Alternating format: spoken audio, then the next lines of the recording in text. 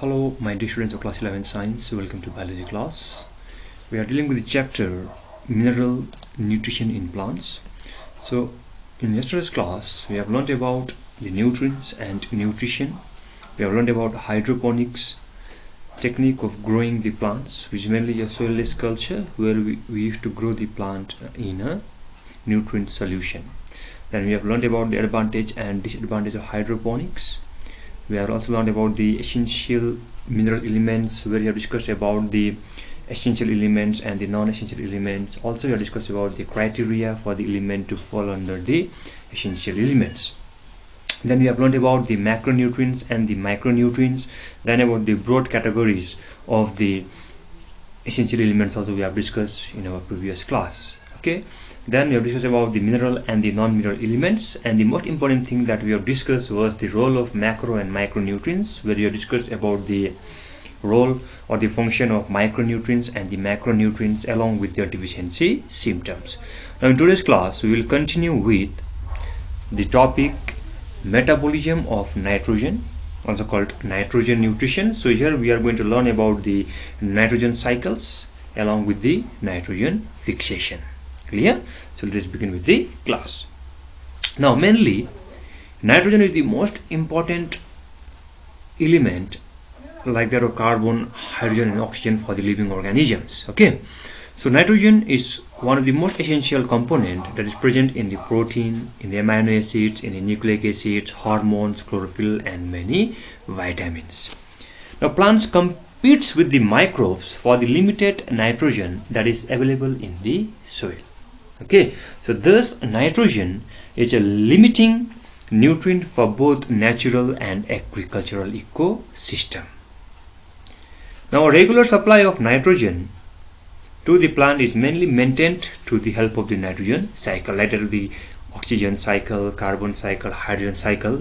So here also the regular cycle or regular supply of nitrogen to the plant is available by the means of nitrogen cycle. So where there will be regular like circulations or the flow of nitrogens between the nitrogen pool, the atmosphere, soil and the biomass. So these are the three important nitrogen pools where the nitrogens are mainly circulated. Okay, that is atmosphere, soil and the biomass. So from these three particular pools, the nitrogens will be circulated or will be made available to the plants.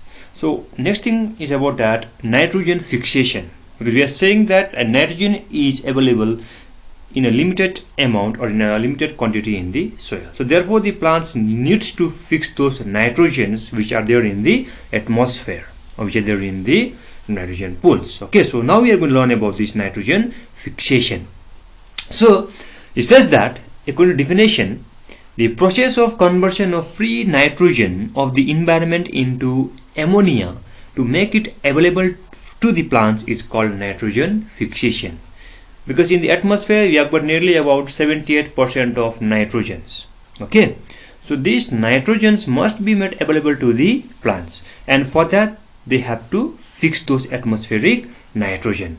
So therefore the conversion of free nitrogen of the environment into ammonia so that it will be made available to the plant is called nitrogen fixation, and is carried out by both physical and the biological means. Even you can see the figure number 12.5 also. Okay, so in nature we can say there is lightning, there is ultraviolet radiations which provide enough energy to convert the nitrogen to nitrogen oxides, which we will discuss afterwards in detail. Okay, then industrial fixation, like industrial combustion, forest fire, okay, automobile exhaust, power generating stations are also the source for the atmospheric nitrogen oxides. And let's talk about the biomass, the animal biomass and the plant biomass. Okay, so decompositions of the organic remains or the nitrogens of dead plants or animals into ammonia is called ammonification, and this also leads to the availability of nitrogens to the plants. Clear? So each of this particular process we are going to learn in details. Clear? So let us talk about the next one, which is called the physical nitrogen fixation, because nitrogen fixation is carried out in two processes. One is physical means and the biological means. Okay, so now we are going to talk about the physical nitrogen fixation process. Now physical nitrogen fixation is mainly of two types. natural and industrial. Okay, these two comes under the physical nitrogen fixation. Now let's talk about the natural or abiological nitrogen fixation, where you discuss that lightning, ultraviolet radiation, ozonization, okay, they will cause the nitrogen and the oxygen to combine to form different types of nitrogen oxides. So this lightning, ultraviolet radiation, ozonizations will cause the atmospheric oxygen and nitrogen to combine with one another and to form the different oxides of nitrogen. So you can see over here that ultraviolet radiation, lightning, it's mainly causing the nitrogen and the oxygen to combine and to form the different oxides of nitrogen like nitrogen monoxide or nitric oxides. Okay, and during rain and in the presence of moisture, nitrogen dioxide, can you see over here that nitrogen monoxide is combining with oxygen to form nitrogen dioxide. Now this nitrogen dioxide in the presence of moisture during rain, what happens is that it combines with water to form nitrous acid. So that nitrogen dioxides in the presence of moisture will combine with the water to form which acid? To form the nitrous acid and the nitric acid. So here you can see that the nitrogen dioxide is combining with the rainwater to form the nitrous acid and the nitric acids. Now this nitrous acid and the nitric acid will come to the ground along with the rain, and on the ground these acids will form the soluble nitrites and nitrates respectively. Okay, so when this nitrous acid and the nitric acid will come down to the ground or come down to the soil, they will become soluble and they will form the nitrites and the nitrates. Okay, so now the water soluble nitrates and the nitrates will be absorbed by the plants. Clear this one? Okay, now number 2 we'll talk about the industrial abiological nitrogen fixation.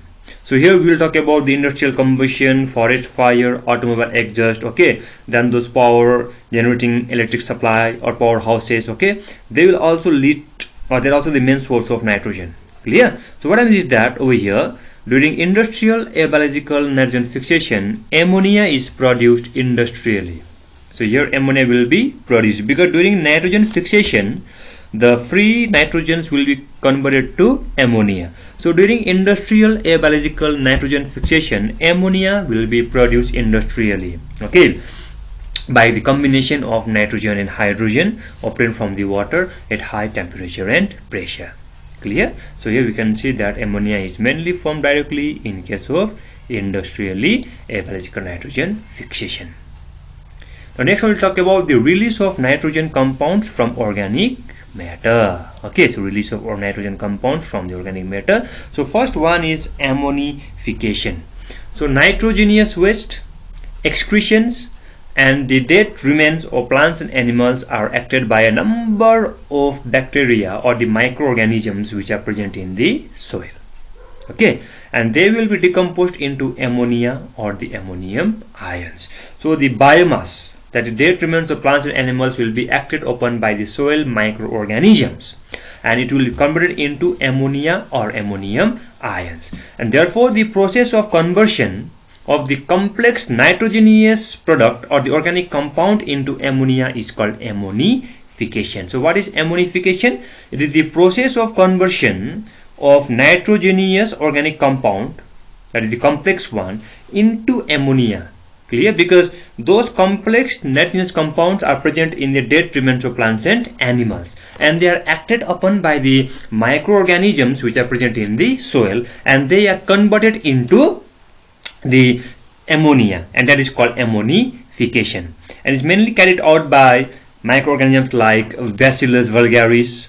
Okay, then we have got Bacillus ramosus, then we have got Actinomycetes and Clostridium. So these are the bacteria which will help in the process of ammonification. The next one is nitrification. Now some of the ammonia, they volatilize and re-enters the atmosphere. Okay, but most of the ammonia of the soil, they will be converted to nitrites and nitrates. Very carefully, we are learning that the ammonia which is produced during ammonification, most of them will re-enter back into the atmosphere. Some of them will re-enter, some of them will go back to the atmosphere, but most of them in the soil, they will be converted into nitrites and into nitrates. Clear? So ammonia in the soil will be converted into nitrites by nitrosomonas and by the bacteria Nitrococcus. Okay, the nitrites are further oxidized into nitrates by the bacteria Nitrobacter, and this is called nitrification. Are you getting it? So during nitrification, what happens is that the ammonia which is produced during ammonification, most of them will be converted into nitrites by the bacteria Nitrosomonas and Nitrococcus. And now that nitrites will be converted into nitrates by the process of oxidation by the help of the bacteria Nitrobacter. And this process is called nitrification. Clear? So these nitrifying bacteria are chemoautotrophs. They will utilize the energy liberated during nitrification in the synthesis of organic substances from carbon dioxide and hydrogen donor. Okay. Now, next one is assimilation of nitrates by the plants, because ammonia has been converted into nitrites, then into nitrates. Now that nitrates must be assimilated by the plants. Okay, so nitrate formed as a result of nitrifications are absorbed by the plants and are transported to the leaf. Okay, and in the leaf they are again reduced to ammonia. So let's see that what are the bacteria that will help in this process. So in the soil, nitrates are reduced to nitrogens by the denitrifying bacteria, which are Pseudomonas and Thiobacillus. Kindly remember the name of the denitrifying bacteria, which are Pseudomonas and Thiobacillus. So here the nitrates are reduced to nitrogen. So carefully remember the examples of the bacteria. Okay, you have to remember the name of the bacteria that will help in the process of ammonification, the name of the bacteria that will help in the conversion of ammonia to nitrites. Then you have to remember the name of the bacteria which will help in the conversion of nitrites to nitrates, and finally you have to remember the name of the bacteria which will help in denitrification. Okay. So finally, the nitrogen has been produced by the help of Pseudomonas and Thiobacillus. Now, number 2, we'll talk about the biological nitrogen fixation, where the reduction of nitrogen to ammonia by the living organism takes place. Okay, so nitrogen is available abundantly in the air, but only a few of them are able to utilize it. Clear? So the enzyme nitrogenase, which is capable of reducing nitrogen to ammonia, is present only in prokaryotes, because only certain species of prokaryotes are capable to fix the nitrogen. Okay, so they used to contain the enzyme called nitrogenase. So the enzyme nitrogenase, which is capable of reducing the nitrogen to ammonia, is present only in prokaryotes. So these microbes are called nitrogen fixers. Clear? So nitrogen fixing microbes are of two types.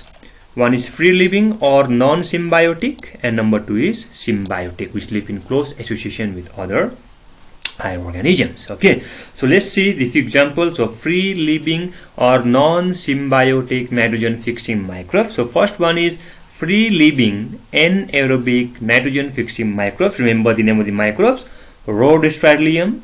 Okay, then we have got Dilphovivrio. Then we have got Clostridium.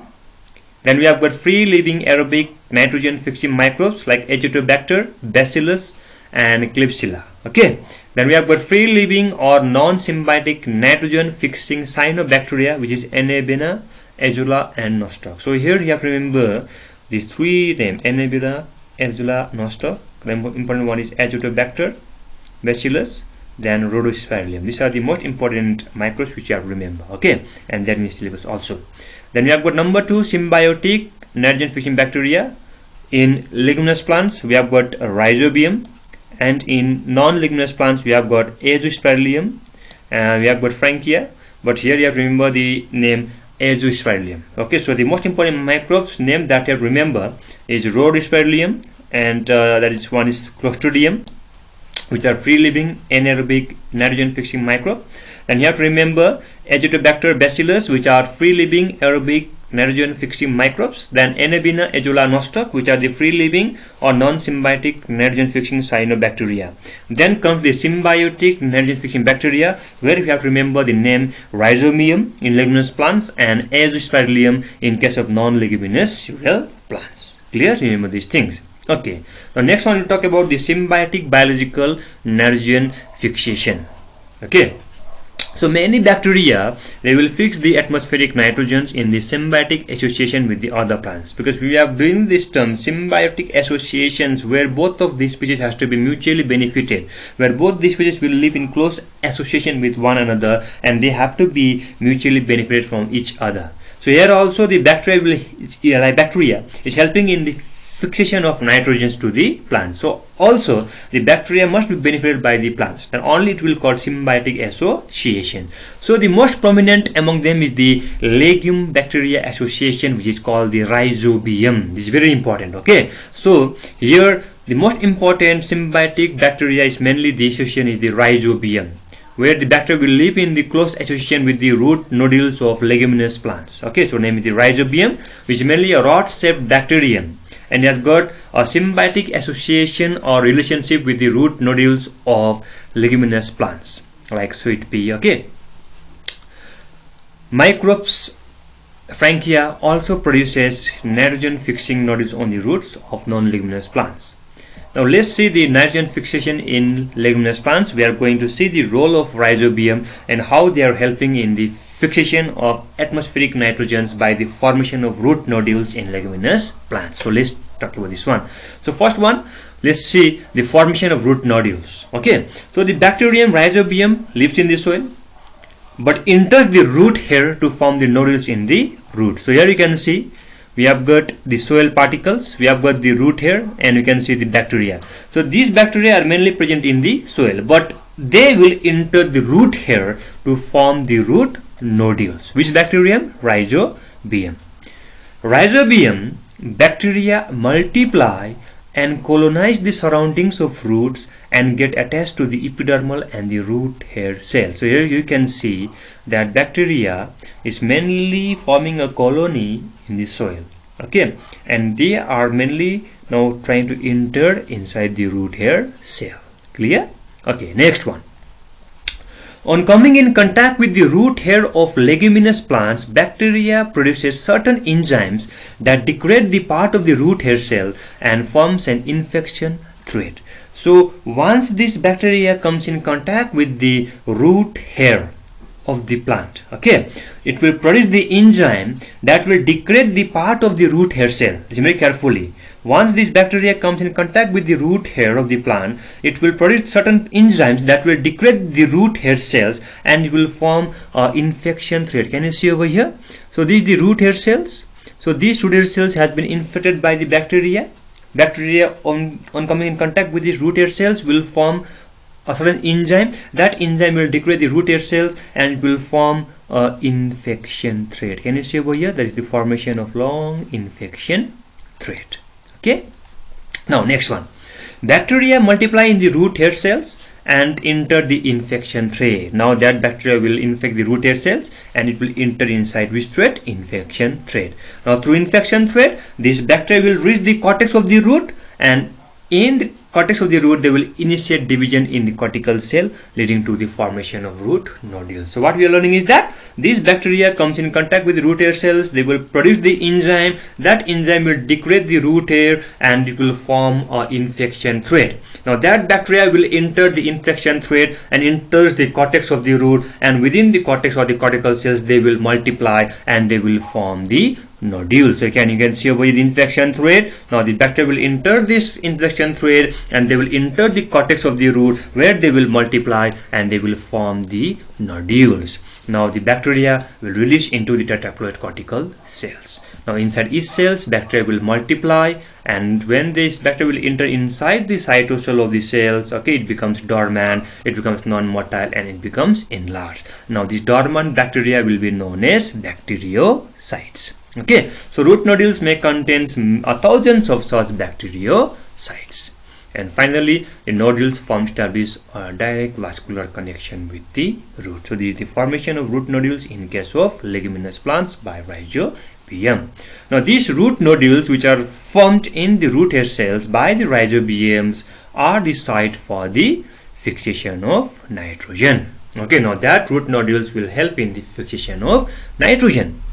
Now such nodules contains all the necessary biochemical components which will help in the fixation of nitrogens. They contain the enzyme called nitrogenase, and they will also contain the pigment called lake hemoglobin. This is very important. Okay, the name of the enzyme and the pigment is very important. So it contains the enzyme called nitrogenase and also contains the pigment called lake hemoglobin, which is essential for the synthesis or the fixation of nitrogen. The enzyme nitrogenase is a molybdenum iron protein and catalyzes the conversion of atmospheric nitrogen to ammonia. So nitrogenase will help in the conversion of atmospheric nitrogen to ammonia. But thing is that here the enzyme nitrogenase is extremely sensitive to molecular oxygen. That means in the presence of oxygen, this enzyme nitrogenase will be non-functional and it will not be able to synthesize or will not be able to fix the nitrogen. Okay, so to protect it from oxygen, to protect the enzyme nitrogenase from the action of oxygen, we have got the pigment called lake hemoglobin. Okay, this lake hemoglobin will rapidly combine with the oxygen and be an oxygen scavenger. Listen very carefully. So here, to protect the enzyme nitrogenase from the action of oxygen, the leguminous nodules contain the pigment called lake hemoglobin. This lake hemoglobin will rapidly combine with the molecular oxygen and act as oxygen scavenger. Clear? So now there will be no oxygen and the nitrogenase will be free and will be functional to fix the atmospheric nitrogen to ammonia. Clear? In the absence of lake hemoglobin, this nitrogenase cannot be functional because it will be deactivated by the presence of molecular oxygen. Alright, okay.